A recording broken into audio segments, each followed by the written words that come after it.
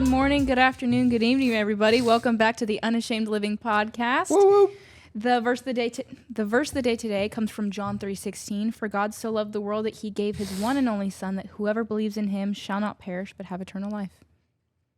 Probably the most well-known verse in the Bible, I would say. Yeah. To me, it's the GOAT verse, but that's open to interpretation. Yeah. It's not like in basketball where there's a solidified GOAT, Michael Jordan. It's different, but no, that's a great verse. I love that one. We're going to start doing a everyday blessing from this book by Max Lucado. Today is April 13th. So today's starts with a verse from Philippians 1, chapter 1, verse 6. God began doing a good work in you, and I am sure he will continue it until it is finished. Not only are we ignorant about yesterday, we are ignorant about tomorrow. Dare we judge a book while chapters are yet written? How can you dismiss a soul until God's work is complete? Be careful. The Peter who denies Jesus at tonight's fire may proclaim him with fire at tomorrow's Pentecost. A stammering shepherd in this generation may be the mighty Moses of the next. It's really cool. What was it? Philippians what? Philippians 1, 6. I like that right there.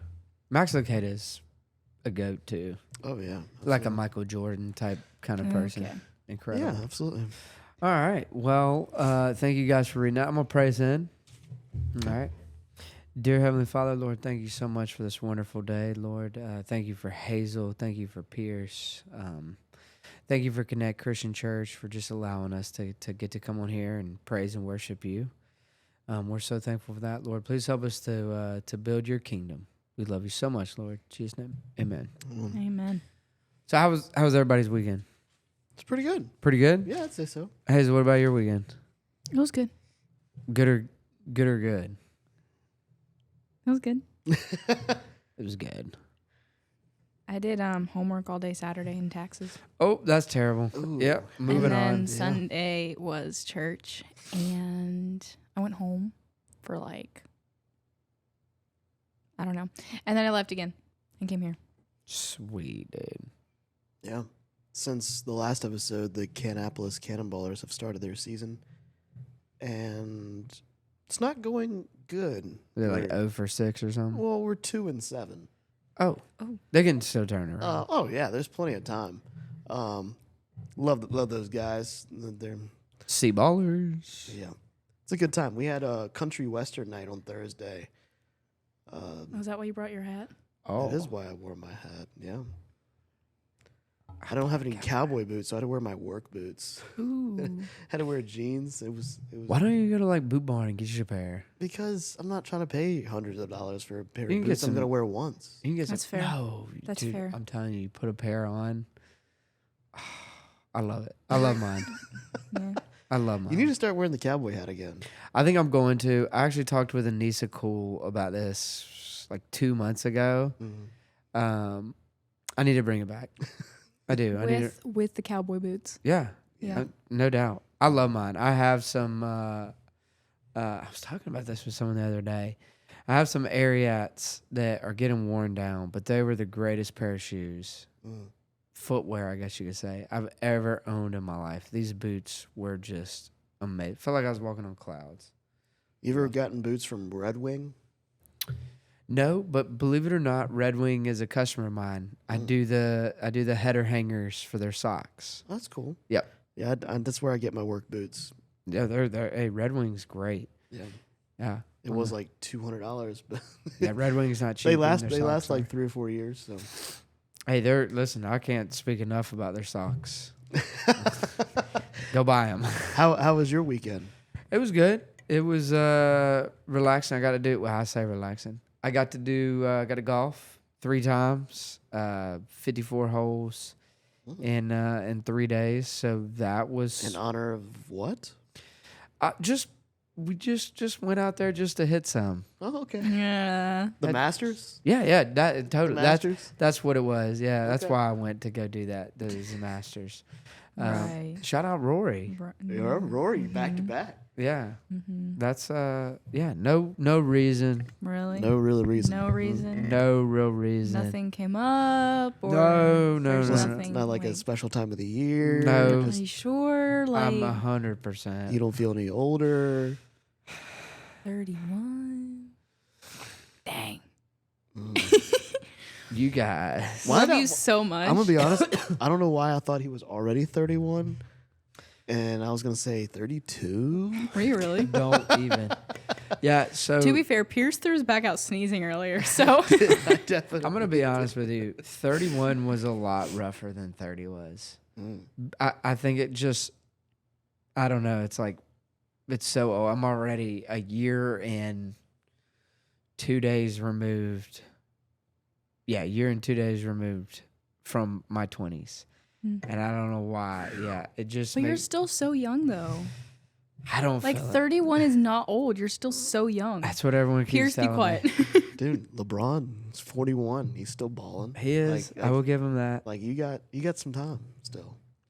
Let's hope. Let's hope. Because I looked at a lot online. I was like, you don't want to have a birthday party or anything? I said, no, absolutely. I don't. I just want to golf. I just It want makes to be me in a feel golf bad course. because I missed his last year. Yeah, it but you makes had you- to work. If it makes you feel any better, Understood. Snyder, I don't like birthday. I don't throw birthday parties for my birthday. Yeah, so I'm So- not really a big one, but last year was fun because we went to pickleball. Well, this year it's like I don't want to be reminded. I don't know why. I'm so serious, and I'm not a dramatic human being sometimes, but I just didn't want to. I was like, I just would rather get on the course, and so I did. I played. We went on to Myrtle Beach. I golfed Friday. Dirty Myrtle. Yeah, dude. I shot a 89 on Friday, 89 on Saturday, and an 88 on Sunday. I was pretty stoked about that. You said you're not dramatic. That was not dramatic. That Are you was sure? yeah. That was There's a difference just between enthusiasm and dramatic. yeah. Yeah. I'm enthusiastic. He's in competitiveness. I am very competitive. Pierce. Oh, will I tell just you meant in general. that. Pierce will tell you I am just incredibly competitive. Incredibly. Oh yeah. So that I means know. the next time I don't go out, if I went out tomorrow and shot at 89 after shooting an 88, I'm throwing clubs. Is that good or bad? That's bad. Oh, okay. Why is that bad? Well, what was the course par? 72 on the one on Friday and Saturday. I played the same course on Friday and Saturday, and then played a different one on Sunday. I'm unsure what par was yesterday. So we're gonna try to explain golf to Hazel real quick. On each hole, there's a specific number of strokes you're supposed to have per hole. That is considered par. There's par fours, like you're supposed to have just 4 strokes. There's par threes and there's par fives. Oh, so it like took you 88 in total? Is that Yeah. what you're saying? Yeah, he had 88. Oh my strokes in gosh. total. 88 shots. No, that's great. So That's- you yeah, play that's a 18 great- holes. And Oh, you're saying in comparison, if you got 89 when you got 88 beforehand, you would be upset because you got more. You should. Yeah, Like you you want- want like 87, You want less, you yeah. want Okay, okay. The less strokes you have, the better. like putt putt, Yeah, so Right. like so, mini golf. So let's say There we go. like let's say Pierce and I go play a par 3 and Okay. Pierce birdies, which means he would be in 2. Mm. So he's one less than the par was. And let's say I came in at a 4. Well, then I get a bogey, which is one more. And then you have double bogey, triple bogey. We'll I'd get be you out really here bad play. at golf. I don't feel like you would. I feel like I would. We're gonna take you next time when we go. I'll go mini golfing with y'all. That actually would be kind of fun to do. Yeah. That one in Kannapolis, didn't you tell me that was really fun? Mm-hmm. Which Yeah. one? The Chaco. yeah. Oh, The one yeah. on Highway 29.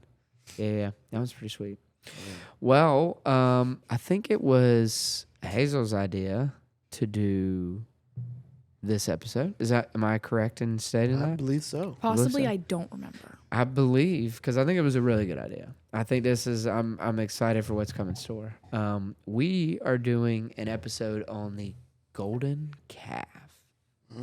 And Hazel, would you like to give us an overview?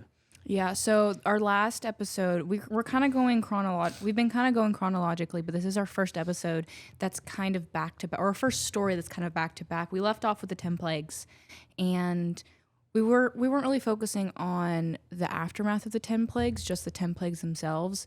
But after the 10 plagues, Pharaoh finally lets the Israelites go. And the Israelites are making their way out of Egypt, and they get to the Red Sea, and they're all freaking out because the Egyptians are following them, trying to chase them, because Pharaoh changed his mind. But then they get to the Red Sea, and God parts the Red Sea for them, and they're able to cross. And then after the Israelites go through, he closes the water over the Egyptians that are trying to go through, which is just a really awesome show of God's power and strength and protection. And so from there, we're talking about the golden calf, and during the story of the golden calf, Moses goes up to Mount Sinai. But before he goes up to Mount Sinai and receives the 10 commandments, God performs the plagues. He parts the Red Sea. He delivers the Israelites from slavery. He purifies water for them. They come to I don't remember if it's a stream or just a pond, but the water's bitter. But he purifies it for them to drink. He gives them manna and quail. He gives them nutrients, food while they're traveling. He delivers water from a rock, and then he rescues them from the the Amalekites. They encounter the Amalekites, and that's the story where God says, as long as Moses holds his arms up, then the Israelites win against the Amalekites. I think of that one. That's when it started coming down. Aaron comes over there. And Aaron and I think Miriam hold his arms up, because the moment that his arms start going down, the Amalekites begin to win. And then when they get to Mount Sinai, and then when Moses goes up to Mount Sinai, that is when God administers to them the laws, the guidelines, and the traditions for their practice to become a nation. And that's kind of like what leads up to the story today of the golden calf. Yeah, it is an interesting story to me. I actually think we talked about this like a month ago, because this is one of the main things that will always blow my mind, is like how quick the Israelites turn. We do talk about them. I actually think it was you that checked me on this, which was kind of cool. It's like I was talking about how frustrated I get because the Israelites just turn so quickly. I mean, to witness all that right there.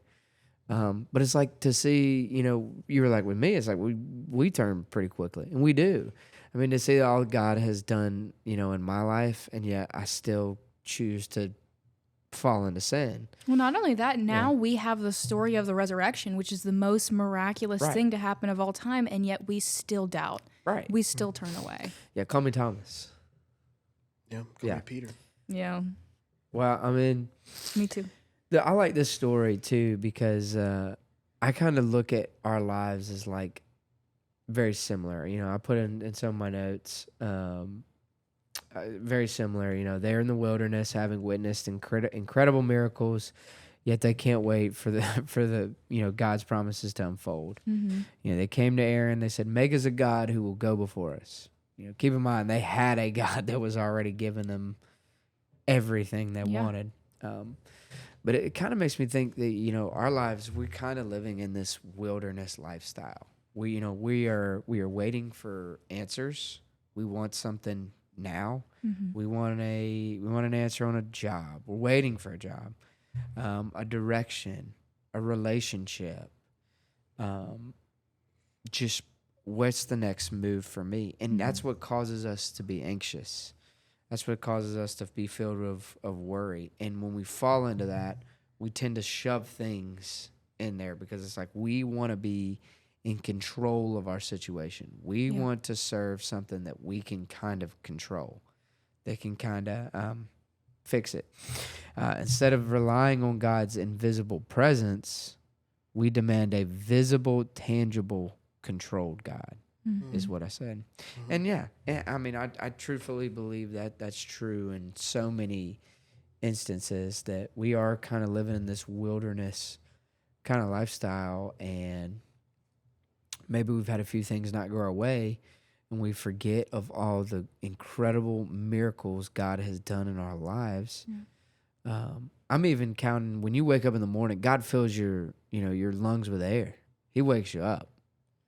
That's a miracle right there. We don't even acknowledge that. I very rarely am like, "Hey, God, thank you for putting air in my lungs." But it's like we should thank him entirely for that. And I don't know. I just think when we get into the wilderness and we don't have this thing we can openly see and openly serve, we tend to look for alternative motives to fulfill it. Every morning, and sometimes it's not every morning because sometimes I forget. But whenever I do pray in the mornings, I do thank him for waking me up that morning and giving me the opportunity to, whatever happens that day, giving me another opportunity to be a representative of his light in the world. And then even on days where like maybe I'm just not having the best day or I'm not liking the day at all, I think it's good to, even when we don't like the day, to still thank God for the opportunities of growth that day gives us. It may not have been the best day. Maybe it was a bad day at work, or we got in a fight with somebody, or we're just not feeling great in general, but still finding some way to show even a little bit of gratitude, to remind ourselves that it's not all like bad. Because I think sometimes we get in the habit of only thinking about the bad.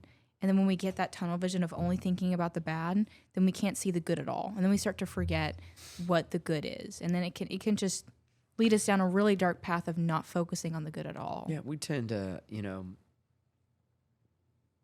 like in sales, we argue with production all the time. Those two are like that. But a guy in our production team, I'm actually going to shout him out. It's my little brother. He was saying this one time. He goes, "You always come in here for the bad." He goes, "But every time there's something bad," he's like, "you forget about the good that we've, it's like, hey, I'm late on this job, but I got you 5 jobs last week, quicker." And it's like, it's like, wow, that is kind of, it's kind of, and I am very good about saying, hey, I appreciate the help, good job, and stuff like that. But it's like we do want to hyper fixate on the more negative things in our life.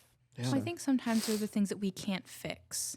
And so we focus on the things we can't fix, and it bothers us. And because we can't fix it, it feels so loud. And so that's why we focus on it so much. Oh, when you can't control a situation, it freaks the majority of people out. That's what I'm saying. We want to serve something that we can be in control in. That's why oftentimes we don't wait on God's timing. Do you think it's serving something that's controlling or just wanting to be in control? I think it's wanting to be in control. Yeah. Yeah, I think it's 100% wanting to be in control, and I'm not controlling by any means. But there are obviously certain situations that I want to be in control in. Mm-hmm. I feel like that's it with every individual on the planet. We kind of talked about that last night in our small group when we were talking about. So the way Lecrae put it, we're doing a series right now in our young adult group called Unashamed. It's by Lecrae. And he was talking about how we are natural evangelists when we talk about things that we like to talk about, whether it's our favorite sports or our favorite movies. We are eager to tell other people about it. But when it comes to Jesus and our religion and our faith, we are shy and not really excited to share it necessarily with other people. And wait a minute. How was I going to wrap this in? How We were talking about. I went off on a tangent. you're just talking about how Lecrae went, or how he was talking about. We were talking about wanting to be in control. Right. So we were talking about how, okay. So we were talking about how one of the fears of us not wanting to talk to people could be that we don't know how they would respond.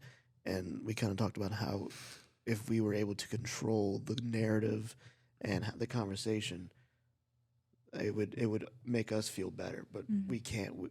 Only God controls.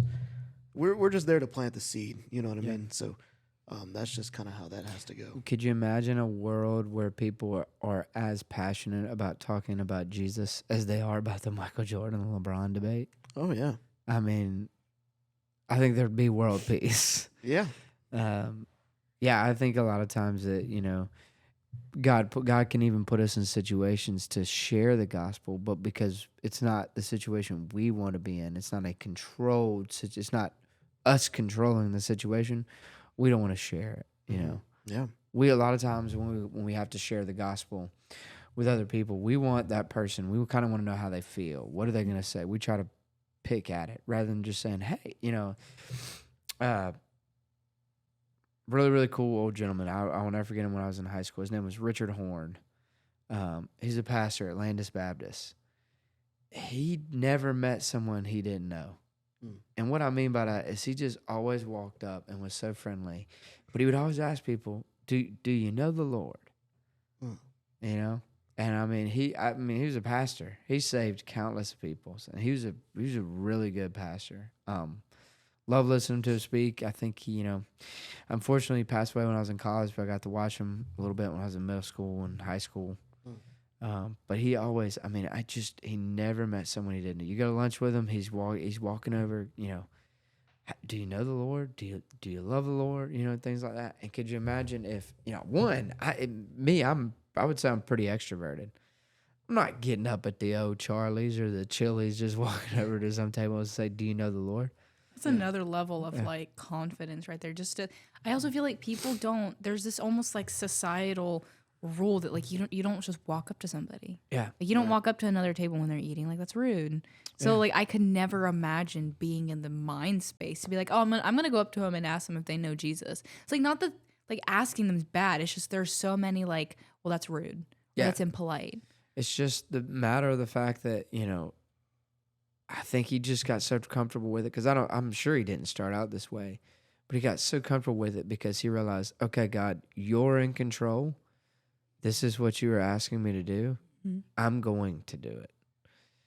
He just finally let go of his control and he just went at it. And I love that. Not everyone's called to do that. Mm-hmm. But there are people that are called to do that. And there's a lot of times where I've been in that situation and I felt the Holy Spirit just tugging at my heart. And there has been a lot of times I have listened, but there has been a lot of times that I also have not listened. Yeah. So During our video last night, Lecrae talked about 3 different tips on how to talk to people about Jesus. You talk with them with humility, you talk with them with grace, and you talk with confidence. Yeah. And when we were talking about confidence last night, and just like that guy from that church, when I think of somebody who talks with confidence, I think of Stockton Perry. Oh God, yeah. Like you see him from across the church. He's those birthday baby. Coming up, hugging you, like Yeah. he is, and I mean, he genuinely does that because he just has a massive heart. Oh yeah. Love Stockton. Stockton Perry owns our local Chick-fil-A. Dude's just a goat, man. Yeah, he is. A fun fact, real quick, not to get off on a tangent. I golf in the FCA tournaments with Stockton, and he played with my college roommate, who's actually my childhood best friend, Keith. And Keith. People think he's, he calls Keith, hey, sweats, like sweaty. Oh man. But gosh. yeah, but he wasn't sweaty. He calls him sweats or sweaty because there was a chef in the UNC Chapel Hill kitchen that looked like him. So he just naturally called him. Man. Never met this guy before. He goes, you look like Sweats. I'm going to call you Sweaty. Just had the confidence. Oh my Man, gosh. wow. And Keith loves it, dude. Oh my gosh. Yeah, and he loves it, dude. Yeah. So when I was going through, I'm gonna bring it back to the golden calf real quick. Please do. I'll get off on a tangent. We in got a a little minute. tip. Hazel will get us off in a minute. You know my how bad, Hazel is. guys. Yeah, My you know how bad. she is. You know how I am. So there was 3 main negative points I saw throughout this story. One was the impatience of the Israelites. They got tired of waiting for Moses. They knew God delivered them, but still turned quickly. What I thought about while I was reading this was waiting seasons. Like when we ask God questions and we don't hear a response, often reveal what we actually trust. And then my second point was idolatry. The calf wasn't random. It represented something visible and controllable. Mm-hmm. It made me think about what today's golden calves are. We can get into that a little bit later. And then my third point was leadership and how quickly Aaron Instead of standing firm, he gave in to the crowd. He even tried to shift blame, like they gave me the gold. When Moses confronted him about it. So yeah, those are my three main negatives I saw. And it leads me to. We'll jump into this question right here. What do you think today's golden calves are? Money, careers. One we talked about right before, technology. I'm missing some pretty obvious ones. What have I said? I said money, careers, technologies, celebrities. Mm-hmm. Celebrities. Just basically anything in your life that I think is taking the place of God. Mm-hmm. Anything that we rely on more for God. And that doesn't mean rely on like, a lot of times Christians won't necessarily live like it, but when things get bad, they'll God, please help me, please help me, please help me. I'm just talking about where do you go to find your happiness? Where do you go to find your peace? Where do you go to find your comfort zone? Mm-hmm. That should be God. Yeah. Where are you? What are you shoving in there that is keeping you from going to meet God in those areas? Yeah, one thing I heard recently was whatever you're stressed or anxious about is the area in your life where you least trust God. That's a dude. Hey, write that down. I'll write that down. Write that down and send that to me. Yeah. I was looking up, I was curious, I haven't thought of this before, but I was curious about the reason that they chose a golden cat, like a calf, why that animal out of all the others. They were living for so long, they lived in a nation that worshipped deities that were represented mostly by animal heads. Like a lot of their deities were like humanistic with animal heads. So like out of all of them, why a golden calf? And what I found was that the golden calf is linked to a god called Apis. Mm. And the god Apis was associated with divine resurrection and the protection of the king. So was this an Egypt? What kind of... Yeah, Apis was an Egyptian god. Mm-hmm. That's one of the gods that we talked about in the plagues. During the plagues. Okay. I'm going back to those notes. Like when we did the livestock plague, mm-hmm. Apis was depicted as a cattle. So the Egyptians were pretty protective of their cattle. Yeah. In some cases, a king was depicted seated upon the calf as a way of emphasizing his divinity. Perhaps Aaron's purpose in creating a golden calf was not to create an idol of God, but a platform upon which the invisible God would sit. Which is really interesting because that not only shows that they weren't necessarily like completely abandoning God, they were just misguided. Mm-hmm. They wanted something that was visible to them because they probably not again felt abandoned. First God rescues them, like they feel abandoned from God when he seems silent for so long after Joseph. And then wait, is it Joseph? Yes. Mm-hmm. Right? Yes. And then he comes back and he rescues them from Egypt, and then he leads them through the wilderness. It's like, okay, this is okay because God's with us, but this is kind of weird because he hasn't brought us anywhere yet, but it's okay because God's with us. And they not only have God, but they have okay, we have Moses. Moses brought us out too. We have our leader. And then both Moses and God disappear. And granted, they see all this. I'm sure they saw something happening on the mountain because I think now you can see like burn marks on the mountain that they think Mount Sinai was. I've seen that before. Which is that not? That's so cool. And so I'm sure that there was some doubt and then some sense of, well, he's left us again.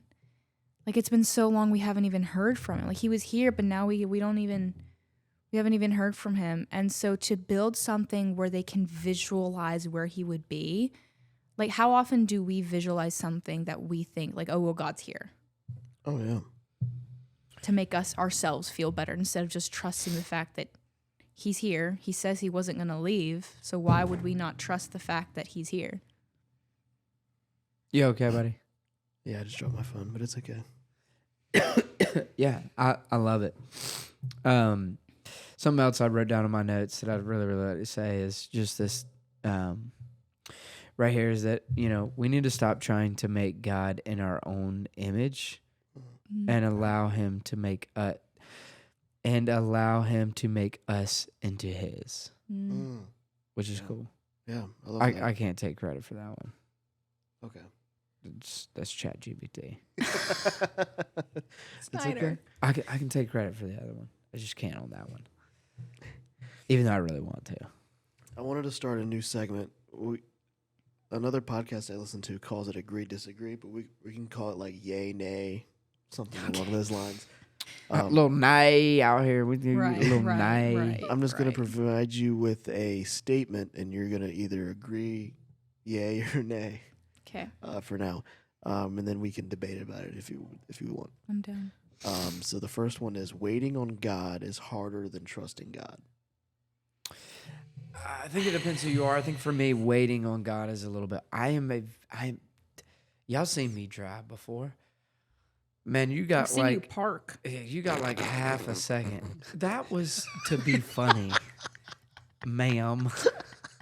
But no, that. Are you sure? Because every Wednesday you park the same way. I know.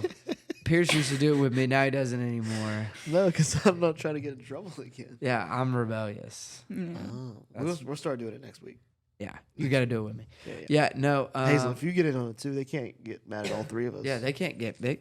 Yeah, they I'm can't. not gonna park like that. No, you totally should. Hazel, we're gonna peer pressure you. You're gonna. You won't peer pressure. How do you know? It's not possible. How do you know that we're not supposed to park outside of the lines? Yeah. What says that we're supposed to park outside of Well, the what lines? says we're supposed to park in them? The lines. Sometimes you got to think outside of the lines. Yeah, but who drew the lines? Man. And what's man's problem? A lot of things. Where you want to start? They listen to women who take fruit off the trees. Oh, really? Oh my! No, we can't go back down We're there. going down Really? this rabbit hole again. We can't. We Go. can. No. Down. We can. We can't. Let's just agree that it was everyone's fault. Everyone was at fault. Yeah. We're just gonna agree on that. I saw that the other day. It was like my wife never knows where to eat because the last time women picked where to eat, we ended up getting kicked out of the Garden of Eden. Exactly. Like, I've seen this. cut them some slack, man. You're mad at us for doing that. Cut us some slack on where to eat. We don't know. Just give us options. We'll tell you yes or no. I've actually saw this online, and I don't know if this is true or not, but a guy literally started a restaurant called I Don't Know. So people could go eat at I don't know. Yeah, like, oh. I mean, my dude, growing up, and I married one just like this. Growing up, my mom would be like, what do y'all, or we'd be like, Mom, what do you want to eat for lunch? Mom would be like, I don't know. And Alana's the same way. Alana would be like, I'm so hungry.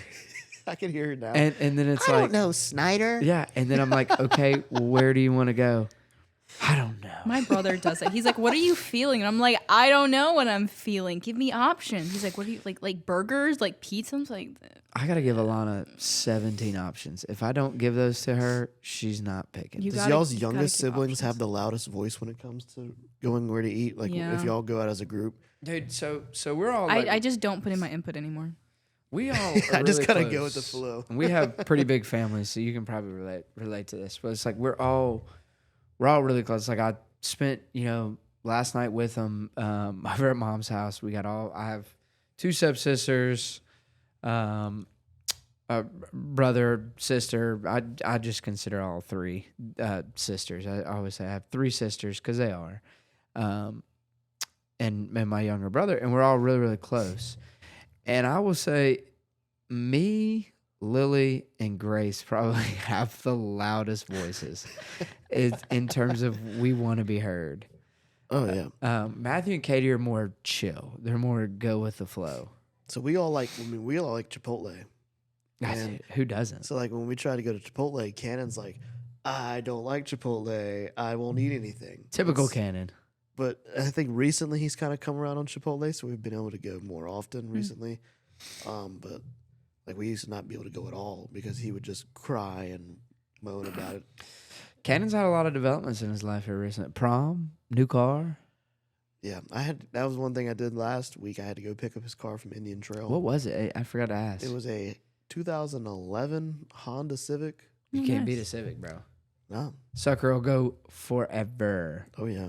Yeah. Yeah. Someone put an Apple CarPlay in there, and there's a bunch of just random wires everywhere. Oh my gosh. So we're currently trying to navigate what they do, and how the Apple CarPlay works. But To get back to your question, I'm having a really hard time because I feel like with waiting, you have to have a certain amount of trust. yes, So I don't know. I feel like both are equally hard depending on who you are and your circumstances. That's what I'm saying. It's a personality Yeah, question. because like some people just have trust issues, and so for them to come to be confronted with this, oh, I have to trust this being who I can't hear, I can't talk to, I feel like I can't talk to, I don't even know. You're asking me to just trust you. Like, have you seen my life? Have you seen all the people that I've dealt with, and you're asking me to trust you? But then the waiting seasons, they feel so excruciatingly suffocating because it's like, I'm not hearing anything. What am I doing wrong? What more do I need to do? and then you start losing trust. Right. And yeah, and then it's like, okay, well, I'm losing trust, but then like you start trying to think of different things to do, and then you're like, wait, it's faith based, not works based. So you keep trying. It's like almost borderline deconstruction, and then you're like, okay, calm down, calm down. I can do the trust. It's you guys know me. I'm like impatient. Like if Pierce was right now, I'd be like, hey, buddy, I got your birthday gift. I'd be like, right now. I'm impatient. He doesn't like long-term storytelling, like No, I did like not. Thunderbolts. You're bringing Thunderbolts back again. You're like personally offended by it. Oh my gosh. You know he is. So I watched Thunderbolts with Pierce and Cannon. At the end of the movie, both of them were like, "This is amazing." I was like, I think this was last May. Yeah. And I was like, I don't Like, okay, it was a good movie, but in terms of all the Marvel movies, not top 15. I don't know. Like if you told me to say like if this was the best Marvel movie, no. Yeah, No, I don't think Age it of is. Ultron's the best Marvel movie. Age of Ultron's or so at least the underrated. best Avengers movie. Age of Ultron is so underrated. Wow. You're cringing. What are your thoughts? What is the best Avengers movie? You've told me you liked that movie before. Okay, but it's not the best Avengers movie. Which No. one- I think the which one's best one. I think the best one is Civil War. It's a Captain America movie. It's not an Avengers movie. It's Okay, Captain so you're America Civil talking War. about solely like We're talking Avengers, yeah, Age of Ultron, yeah. Infinity War, Okay. Endgame.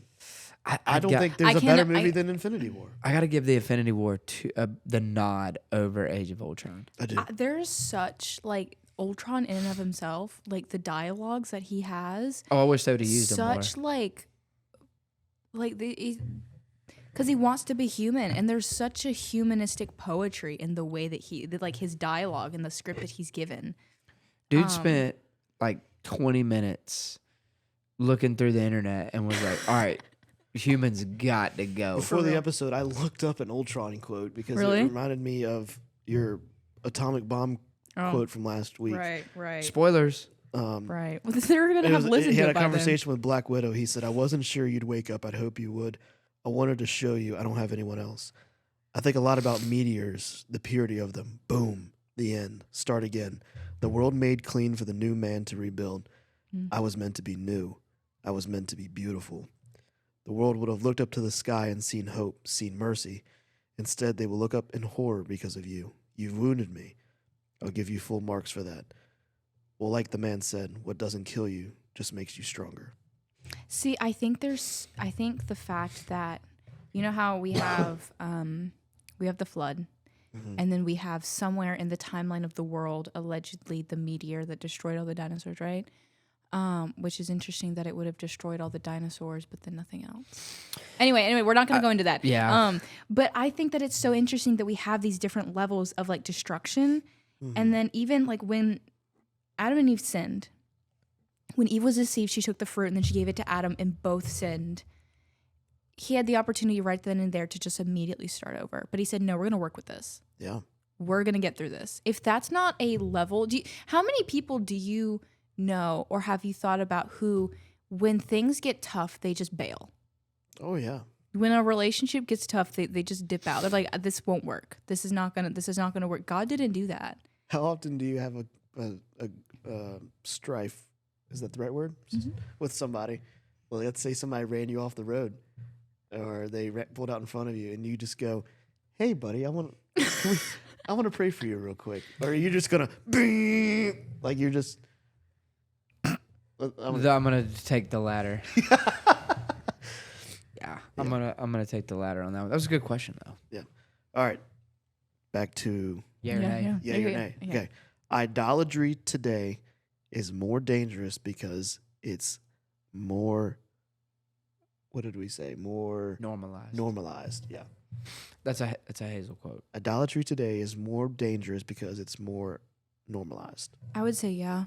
Yeah. Or at least maybe it's, I think the mediums that idolatry come in have been more normalized. Because I think if you look at certain types of idolatry, people are like, oh, that's weird.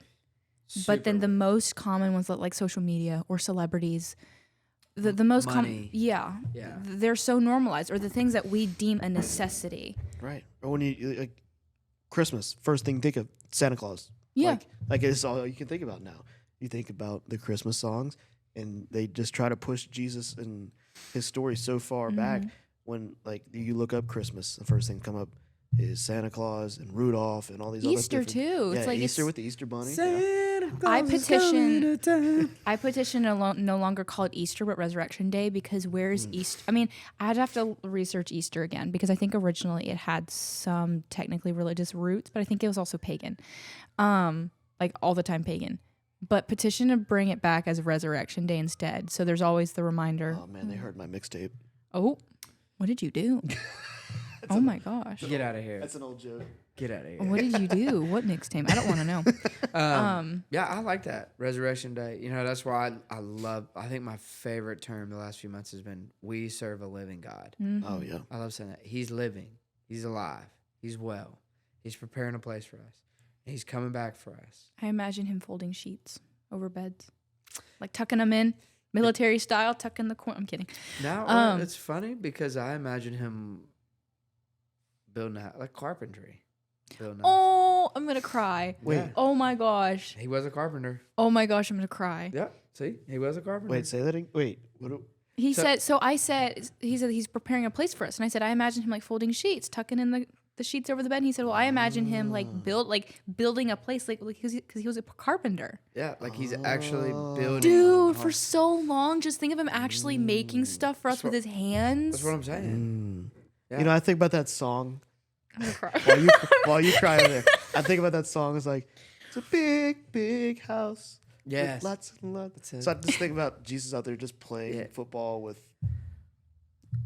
Dude, I'm telling you. Oh my gosh, imagine he could probably just materialize a house. Imagine if he's just building it. Yeah, that's what I'm saying. Himself. Like, imagine if he's taking a saw and he's sawing it. He's yeah, that was good.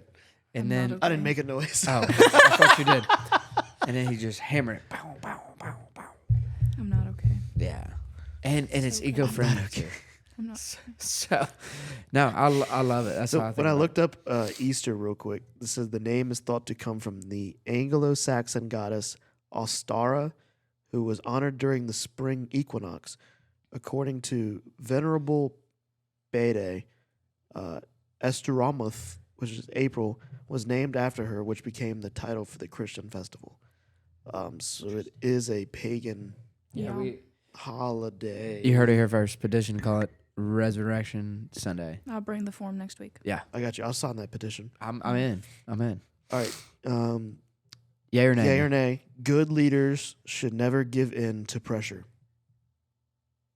I feel like it depends on the pressure. Yeah, I was gonna say like let's for instance, let's just take it to like, let's say a local leader. There's a law that doesn't necessarily favor Christian faith, and he's getting a lot of pressure from local churches and stuff to kind of overturn this county law or whatever it is. I mean, you know, I feel like he shouldn't give in, you know, or he should give in. But I mean, you know, that's just. I definitely think it depends on the pressure, and it depends who it's coming from. Like, what is the reason that they're pressuring you? Because pressure can be a good thing. I mean, you have.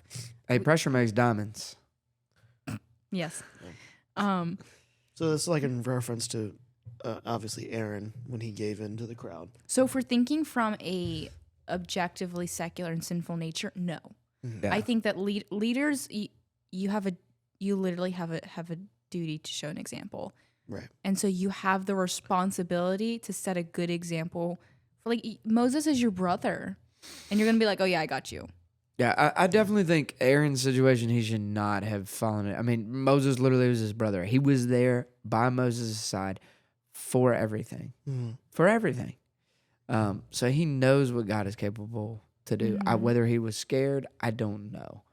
I Maybe really don't know. he himself was doubting too. But when you think about, in terms of pressure in local politics, I mean, you could call your local senator now. You're probably going to get one of his, aides that are helping him, but you can call him, voice it, so he's probably, these senators and stuff like that are getting tons and tons and tons of calls, I'm sure almost daily, at least throughout the week, voicing this is wrong and that is wrong.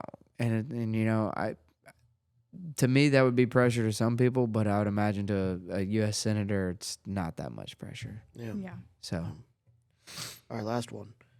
Yay or nay? Calling something for God makes it okay. No. say that one more time. Saying something is for God makes it okay. No. I need an example. Like, say I go and rob a bank. We're gonna take Okay. we're gonna take two sides. We're gonna take two sides of the pendulum. Say I'm fasting, and I say it's for God. Yeah. Good or bad? I think that's good. Okay. Say I rob a bank, and I say it's for God. Good or bad? That's bad. Okay. That's But basically what even, it is. Even basically like that, like even if you're fasting, like if you're fasting to say you're fasting, like you guys are the first people I talked about that was today, and the only reason I brought it up to you is because I thought it was so dizzy I was gonna fall out of my chair.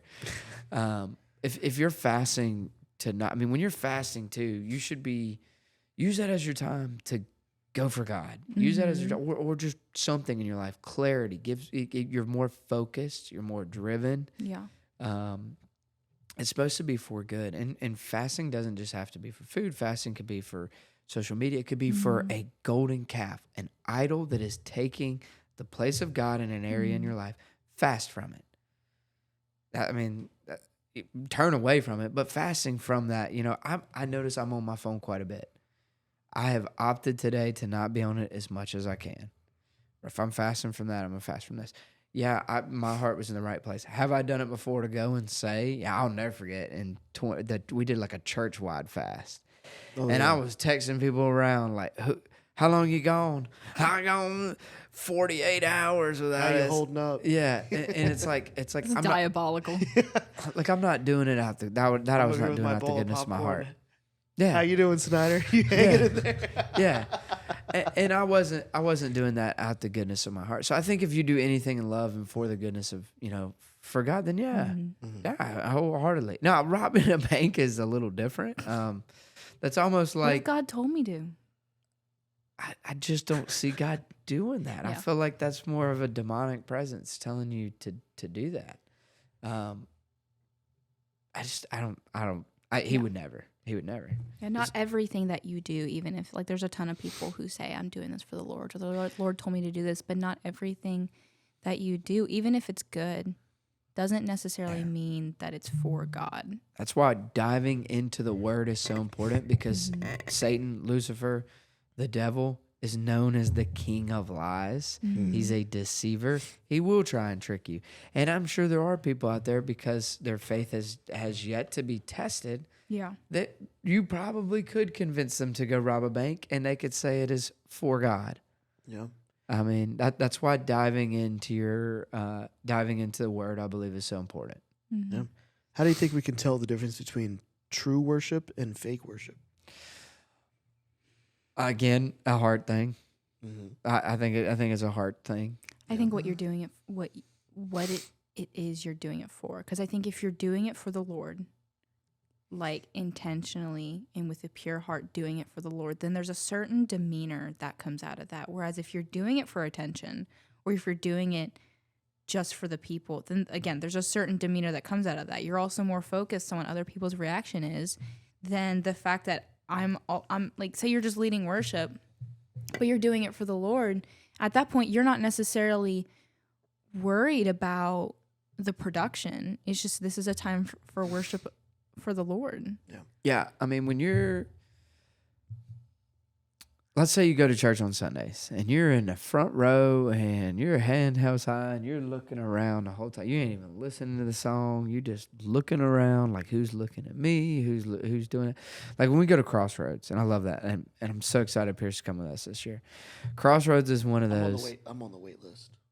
Are you really? Yeah. I thought I registered, and then I went and looked, and I didn't. So then I registered as quick as I could, and I'm on the wait list for male leaders. I'm gonna be right praying now. for that. I'm gonna be praying for that. I want you to. What's really really cool about Crossroads is that's the one place where, and I do on certain nights, but I don't do this to like. I do it to see who, because we're leaders, and they want us to. You know this. They want us to talk to these kids after. Yeah. So I'll do that, but I'll look around. These kids got their eyes closed. They ain't paying attention. Their hands held high. They've got tears rolling down their face. That's worship. Yeah. That's praise. If you're sitting there and you're like, someone, that person's looking, it's like that's not worship. Mm-hmm. That's not that to me. Your heart's not. Your heart's not. You're doing it more so. I think you just said it. You're doing it more so for the reaction of other people than you are to actually serve God. Worship is so intimate. That's why I always close my eyes. It's you and God. Yeah. Like you are worshiping God. It doesn't matter if you're not the one singing. It doesn't matter if you're not singing. It doesn't matter if you're just swaying back and forth. It is just you listening to a praise song with God. Mm-hmm. You don't need to have a care about what's going on around you. Just dive into worship. Yeah. That is my favorite way to serve the Lord. To praise the Lord, I should say. Makes me think about mega church pastors. Oh, So, I know that's one of your favorite things to talk about. no, I'm going to refrain. I'm going to refrain. Hazel's like, oh boy. Hazel's like, here we go. I mean, when you see them coming down the aisle in a zip line, like. Actually happened back at Christmas time. Yep, sure did. Sure did. I do actually have a few questions real quick. Sure. I want to go through the different things that God did for the Israelites real quick before Mount Sinai. He performed the 10 plagues, the 10 wonders to convince Pharaoh. Sorry, you're not boring me. I'm just sleep deprived. No, it's okay. I get it. I'm I kidding. think we're all sleep deprived. He performed the 10 plagues. He parted the Red Sea. He delivered the Israelites from slavery. He purified water. He gave them manna and quail. He gave them water from a rock and delivered them from the Amalekites. So from that list, just thinking about that list, what characteristics did God portray through his actions? One, he's always there for us, and that he will do anything for us, that he does not want to be separated from us, but he's in control. Yeah, he gives us free will, but we only have one way to him, and we're called to take up the cross. Are you talking about in modern day, or are you talking about in like back then? From these examples, just what do his actions? Oh, well, that God, show. One, that he is willing to do anything for us, and that he gives, even back then, he gave a lot of mercy. Oh, yeah. Because I can only sit here and imagine, knowing that, and I talk about the Israelites, I can only imagine how much whining was happening. I mean, it does say they were whining, but it doesn't say to what extent. I can imagine the second, not 2 hours after they got through the Red Sea, that they were like, this is just so much walking. I bet it was better back in Egypt. Like I got beef with Israelites. I think about the amount of mercy he has, because how many times does somebody wrong us one time and we cut them off completely? You know how many times the Israelites have wronged him up to this point? Like, the Garden of Eden, and then what happened in Egypt, and then now with the golden calf, and it's just Not to mention multiple times through these, like he told Moses to speak to the rock, and then he struck the rock. Yeah. So even here now, like there's disobedience and there's doubt. Well, let me lay this out there to you real quick. Okay. I'm asking you this. Yeah. How would you feel if, let's say, when we started this podcast, that you did all the work, You did that together. You bought these. You bought this. You put it together. You got this. You got the camera. You set it up. You did the meeting times. You talked in the text group. We did not respond. That alone would tick me off, Yeah. to be honest. And then Love y'all. we do one episode, and then let's say you get sick. It's a couple weeks go by, and you find Pierce and I done a whole nother podcast. I'd be really sad. Yeah, like I feel for God. Talk to y'all again. Like, No, I'm just kidding. No. like what God did for. I mean, He did Yeah. everything. Mhm. I mean, and that's where my beef stems from. No, I mean, it was an outright betrayal. Yeah. Oh yeah. I Oh, mean, yeah. it was. I mean, literally, and it took less than 40 days. That God gave everything Yeah. to them to survive, to keep going, to and this promised land of where He's taking them. Just be patient. Mm-hmm. That's where I can say I would be like the Israelites back then. I would be patient, or I would be impatient. I'd be like, bruh, Yeah. Yeah. Let me in. But that's what I'm saying. He did all that, Mhm. and it took less than 40 days. And they're coming to Aaron saying, make us a God who will go before us. Mhm. And then he collected all their gold that God allowed them to take from Egypt and fashioned them into a golden calf. Yeah. Mm. What do you think? What do you see from his characteristics and actions? Like I said, the amount of mercy he showed, and just the amount of chances he gives them. Like, I'm not giving people that many chances. Oh, zero chance. Yeah. Zero. Like, I have cut people off after they've wronged me once, and which I should probably go back and fix that. I would be lying if I said I hadn't too, though. So it's not just you sitting at this I mean, table. there'll be times where somebody does something and I'll cut them off for a while, and then I bring them back, and then they do it again, so then I'll cut them off again. And Do you ever? Let me ask you this. And do you ever bring it up to that person what they did, or do you just kind of? Yeah, and then I sound like a jerk because I stopped talking to them, or So- I didn't try to. I don't really bring it up, and that's my really terrible quality. Is I will cut somebody off for a while, and then we'll run into them, or they'll reach out to me or something, and it's like I let them back in, and they do it again. But I never tell them, "Hey, you did me kind of dirty," Like I didn't appreciate this, and I think that's a big problem we have with society. Yeah, I there was a long time ago I got into it with a friend, and it was just a pattern of him kind of disrespecting me all the time, and I got tired of it, and I'd put up with it for years, and like I thought we were friends, and we would hang out all the time, but he would like just throw little jabs here and there, and it would always take it a little too far. Mm-hmm. And so I mean, our relationship just got worse and worse. And there was one day where I forgot what he did, but I blew up, and I just sent him this paragraph long text of, "Hey, I'm tired of what you've been doing to me. I'm not going to stand for it anymore. We will always be brothers in Christ, but we're not going to be friends anymore." Something along those lines. My guy, Right. my guy. And I did apologize that I ended it like that, and we're good buddies now.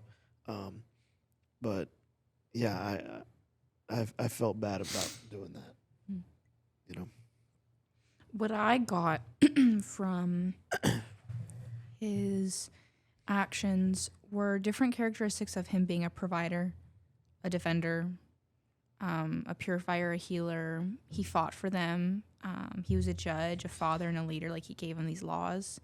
So thinking of these different aspects, what did the golden calf provide for the Israelites that they were looking for? Control. Okay.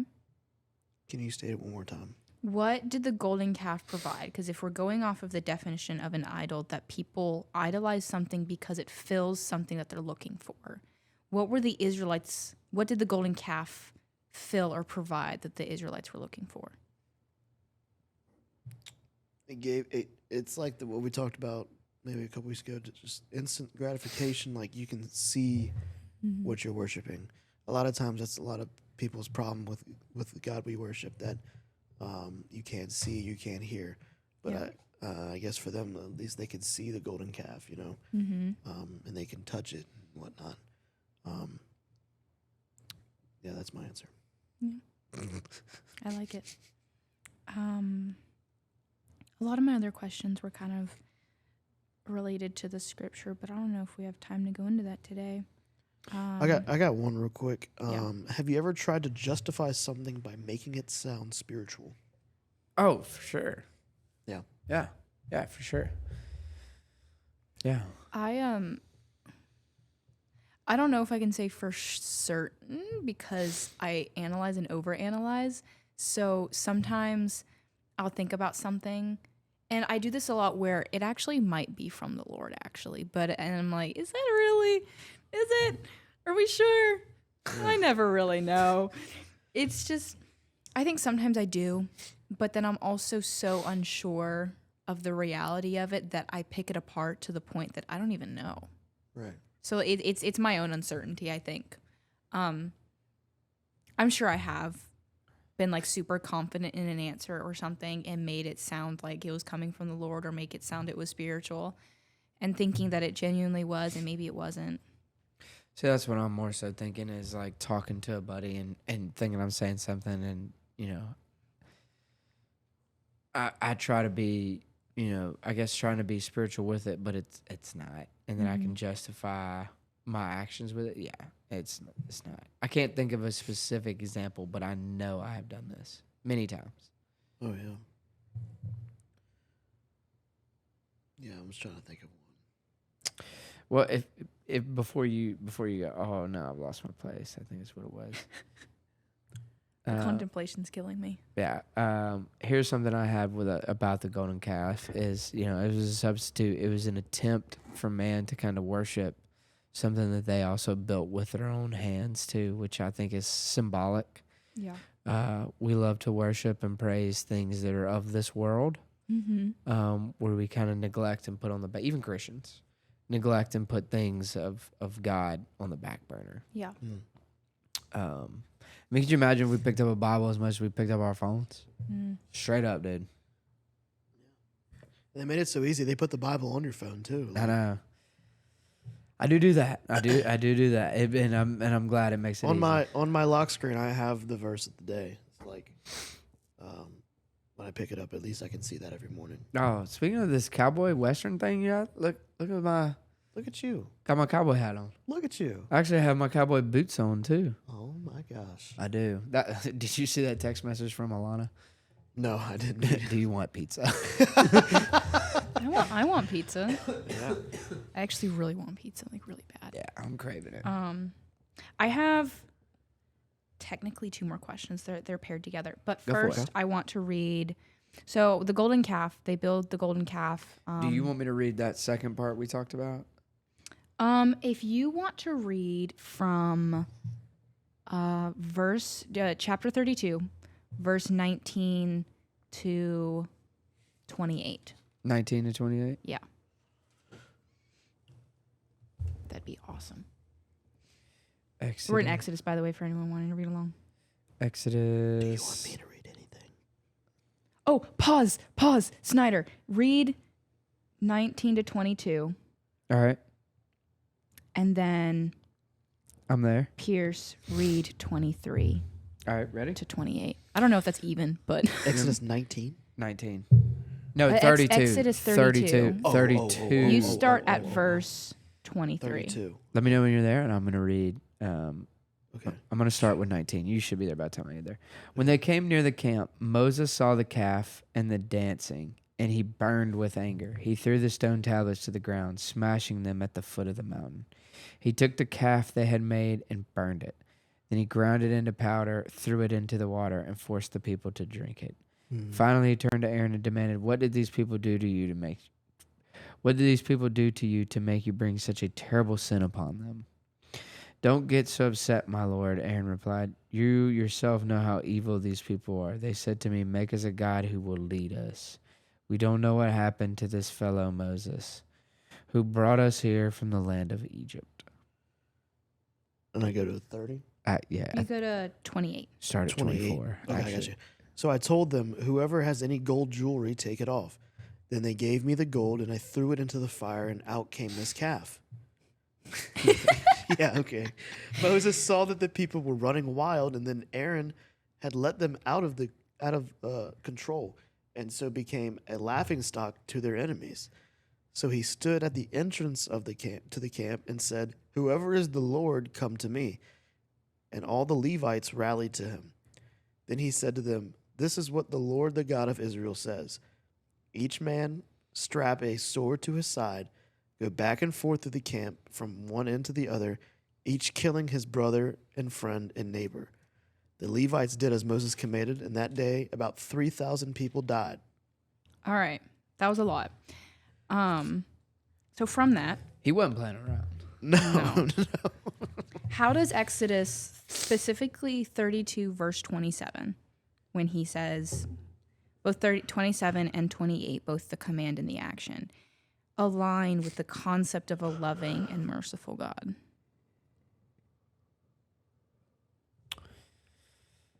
To me, when you talk about that one, that's heavy. Yeah. And it goes into Jordan just texted me, "Happy birthday." Oh, Birthday brothers. Yeah, we share the same birthday. Nice. I think it was he knew, God knows better than we do. I don't think our brains can fully wrap around. If he said that it must be done, well, then by Proverbs 3:5, I'm going to trust him and trust that it was done in a correct way. You don't know that those people, the 3,000, it says about 3,000, it's not an exact number, would have corrupted the rest of the Levites, and turned them away from God, and he could have known. I mean, God had already sent a flood at this point. He'd already done the plagues to get out of it. I think at this point, he's just like, all right, we just got to, this is a must so that I can love my people, right? Because I feel like the people that were living like that, I feel like they were so far gone that maybe they were corrupted, and they're in a situation where they're literally in the wilderness. They're in a situation where it's not a controlled environment. You don't know what's happening. I think God is loving? Yes. I see it multiple times every day. And there are some things that you read, especially in the Old Testament, especially in Exodus, Genesis, Leviticus, Numbers, and Deuteronomy. Like when you read in there, you're like, wow. I mean, I can't remember where it's at, but when he opens the ground and swallows, the army whole. yeah. I mean, there are certain things that is just, I don't think our brains can just grasp it. Yeah. I think it's difficult to grasp the concept of someone being merciful and loving and then result in 3,000 people dead. Right. Yeah. What do you think? I've been sitting here the whole time just trying to wrap my head around how I can not spin this, but like make it so he sounds loving through that. It's kind of hard to do, but he does everything For a reason. For a reason, right? So, like he said, I mean, they were probably 3,000 spoiled Levites. Like I don't know how else to put this. Like, It was the rest of them. It was the Levites were the only ones that went to. Yeah, the Levites were the good ones. But this is what I'm saying is like, I think that you don't know how the tensions were. It doesn't say it. I feel like if they were high really bad, they would have voiced that. But it said to the amusement of his enemies. Yeah. I mean, it's like they were laughing at Moses. yeah, Right? Yeah. So how I look at it is like, you did wrong. I just spent 40 days on top of a mountain getting the 10 commandments from you that you need to follow. Yeah. And I came back down here, and in less than 40 days, you guys have built this and built that. And then they're basically just laughing at him. I think God had just had enough. yeah, I mean, because clearly those Levites I wonder how bad it was for the Levites that opted to not worship the golden calf. I don't know. We don't know. Yeah, it doesn't say anything, but I'm sure they were picked on, they were ridiculed, they were mocked. I'm sure some were beaten. I'm sure some were killed. I mean, you think about religious persecution in today's society, and the violence that goes on that you don't hear about. I think it was, if God says it, if God had him do it, then I obey it. Yeah. I think he made a hard call, but I think he ultimately probably made the right call, because the story probably would have gone a lot different. It probably would have ended with another world-ending thing. Yeah. Not a flood, because we have the promise, but an atomic bomb. Oh my gosh, that's why she was smiling. That's why she was smiling. Yeah. No, but I think God's like, I don't want to wipe out the race again and start back over. Stop looking at me like that. Yeah, Hazel's like, hey, you see him over there? Right, we got our 3,000 over here. Yeah. We're out of the way. Why don't you just go ahead and nuke atomic right now? So, I have a quote. I can't remember who this is from. Don't hate me. But to love is to preserve from self-destruction. What do you think about it? Yeah. To love is to preserve from self-destruction. Yeah, because you're if you're loving someone the way I love y'all too, right? Mm-hmm. Like if you called me and were like, hey, I need you, boom, I'd be there. If me and you were out eating and some dude's trying to steal your wallet, hey, buddy, right? Unless he has a gun and I don't. So, then it's going to be like, Pierce, give him the wallet. No, fair, valid. Yeah, but no, like the way I love you, I think it's it would be putting y'all two above me in a situation, which means I love you guys more than I love myself. So I'm not falling into pridefulness. I'm not falling into ego. And you're going to stumble and you're going to be selfish from time to time. But I think ultimately, if you genuinely care about people and you love people the way that you're supposed to be, there's no way you can fall into self-destruction. Well, no way. Zero. Can you say that quote one more time? To love is to preserve from self-destruction. Yeah, that completely wraps up that whole scenario right there. Like, I couldn't wrap my head around that, so maybe I don't have an understanding of that type of love. But that makes it more clear for me, at least. Yeah, I mean, it's like I look at Alana, and it's like I would. Sorry, I put my leg down, and now my hip really hurts. Carry on. But no, I look at her, and it's like I would do anything for this woman, and I constantly look at ways. It's like, well, does it stink to go out of the way to get this woman flowers? Does it? No. Okay. I love it, but I'm saying like in do you want to do the dishes? When you get home? Okay, that's a better one. Because I go to it's a flower market in Charlotte. I actually do love it. It is pretty nice. I try to get her at least once a week.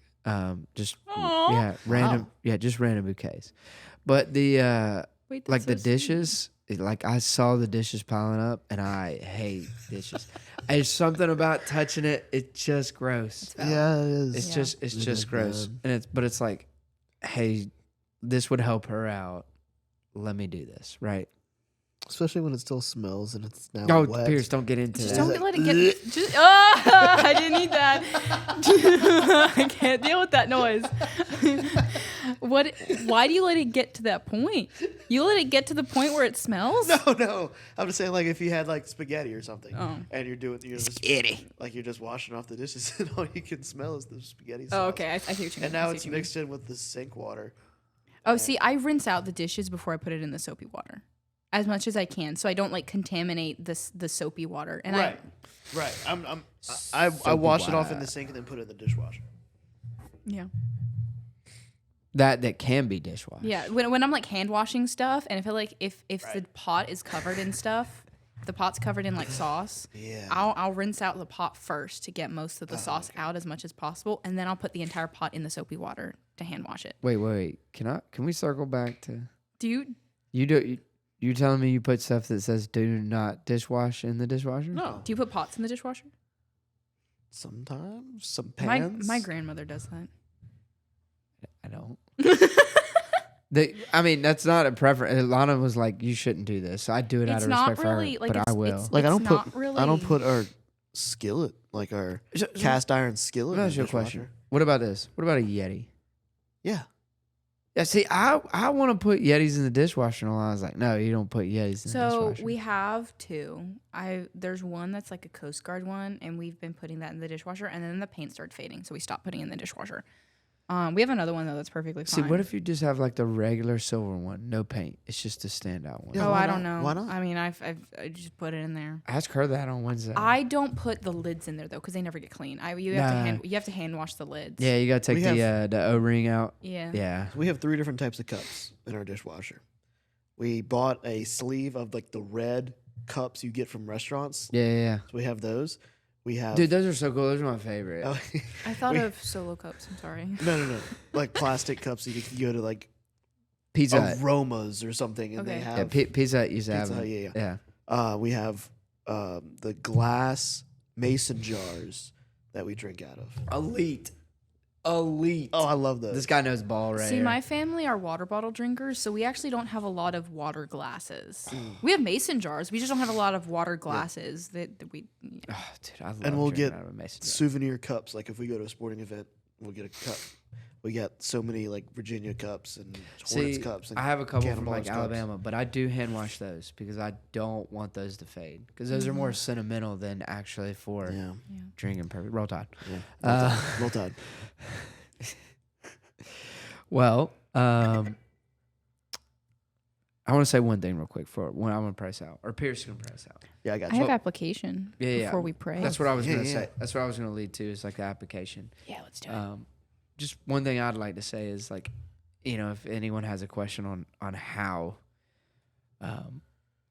it would be to stay faithful and stay diligent. And I believe if you're staying faithful to the Lord and you're keeping Him at the center, and all you can try to do, I say try to do, Yeah. because it is hard. Diligence is a byproduct of your faithfulness, because the second that you give your life to Him and you devote your time to Him, your life gets better. Yeah. I've never met anyone that their life doesn't get better by diving into Him, serving Him, praising Him, worshiping Him. Like your life just gets better. And once the faithfulness comes, you realize you're happier, you have all this going for you. So then the diligence part comes, and you start reading in the Word and you start studying so that you can go build a kingdom. So for anybody that's sitting here saying, well, I have these idols and stuff like that, it's like, well, be faithful to the Lord. Trust Him in those situations. I'm sorry. What, are you okay? I'm getting ready to start yawning. It's contagious. It's so bad. But no, stay faithful and diligent. Diligent. Stay faithful and diligent. Yeah, I think some really good ways to because that's really good. Being the reminder to stay diligent. I think some practical ways to do that, to stay diligent, is first, like when you're dealing with idols, I think the first thing that you have to do is identify what that idol is. Identify in your life what is taking priority over God. It might be your phone. It might be video games. It might be something as mundane as reading. But whatever it is that you're prioritizing, or maybe you're seeking emotional connection or gratification from something else other than God, you're seeking something to fill something that you need or want. That's what idol worship is. She's spitting, dude. So identifying what that is the first step. And then pray to the Lord about it. Repent of apologizing to Him because it's almost like if you have a friend and this friend wants to help you with moving, right? And they say, okay, I'm going to be there at 9 a.m. to help you pack and move, right? And you said, okay, great. And then instead, and maybe moving is a bad example to use because you can use as much help as you need for moving. But say a friend promises to help you with something, and then instead you invite another friend instead. the reaction that your friend would get is like, well, I thought you wanted my help. I thought I was going to help you. I thought we agreed upon that. So what idol worship is you're taking something that God provides for you and you're neglecting what he provides and you're turning to something else. So identifying where you're turning to is the first step, and then praying to God about it and acknowledging what it is that you're neglecting from him and getting from something else is the next step. Yeah. And the third that I would say is creating boundaries or limits, or maybe if necessary, completely cutting off the thing that's distracting you. So like if it's your phone that's distracting you, sometimes depending on your life, you can't just completely cut off your phone. Mm-hmm. So maybe it's setting a time limit on your apps, or setting like maybe if you really have to, like setting parental controls that a parent or a trusted friend has access to help keep limits to discipline yourself. Yeah, there's a to go off of that. There's something that's really, really cool. I've referred a lot of people to this. Mm-hmm. They said it helped. It's called Covenant Eyes. I've heard of that. Yeah, that can help people keep you. If you're looking at things you shouldn't be, mm-hmm. It helps keep it accountable. I know I did it for 2 people. Mm-hmm. It was great. It was sending notifications and stuff like that. It was great. It's been a few years, but that's what I would recommend to use if that's where the tech thing's kind of going. Yeah. I have 2 things left. The first one is making Thanksgiving a habit to remind yourself of what God's doing, maybe in your life or in general. I think we were talking about this earlier, where we get in the habit of just focusing on the bad, that we can't see the good that God's doing in our lives. And it can be super small, like thank you for waking me up this morning, or thanks for this bagel that I'm about to eat. But making Thanksgiving and being grateful a habit, I think, is a really good one to have. And if ever you're struggling to figure out how like this idol is a bad thing, or whether it's an idol at all, her name is Jackie Hope Perry, and she spoke once on the comparison of what she sought from a relationship that she had versus God. And she wrote out a list, and she wrote out what that relationship gave her and then what God gives her. And it ultimately came to the conclusion that what God provided, she was looking for in another relationship. So that relationship provided her protection, safety, comfort. These are all things that God, on the other hand, gives you. So identifying, this kind of goes back to the first one, like maybe you need to write out a list of what does one thing give you that God can give you. Maybe that can help bring clarity to how you need to give it up, or why you need to give it up, because God already has that for you, and it costs you. Like, I don't want to say it costs you nothing, because it's not going to be easy to give it up, but if you stick with the idol worship, then it's going to cost you everything. Whereas going with God, you get eternal life. So I feel like the trade-off at the end of the day is pretty good. I would say that's a pretty good trade-off. Dang good deal. Absolutely. All right. Well, I really do appreciate it. Hazel, heck of an idea. This was a fun episode. Yeah. That was pretty good. Would you like to? Yeah, I got you. Would you like some peanut butter too? I'm okay. Okay. I think you need it a little bit more. I do. I'm loco. Yeah. I am. I'm really dizzy right now. Okay. Dear Heavenly Father, thank you so much for your patience with us, Lord, even when we lose focus. Forgive us for the times we put other things before you, or try to control instead of trusting you. Help us to wait on you with faith, to be faithful when it's hard, and to worship you in truth. Shape our hearts to choose you daily over anything else. In Jesus' name, amen. Amen. Amen. Thank y'all for listening yet again. See you next time. Oh, we have a special guest. Our first guest joining next episode. That is right. That's our first guest. First guest? Surprise.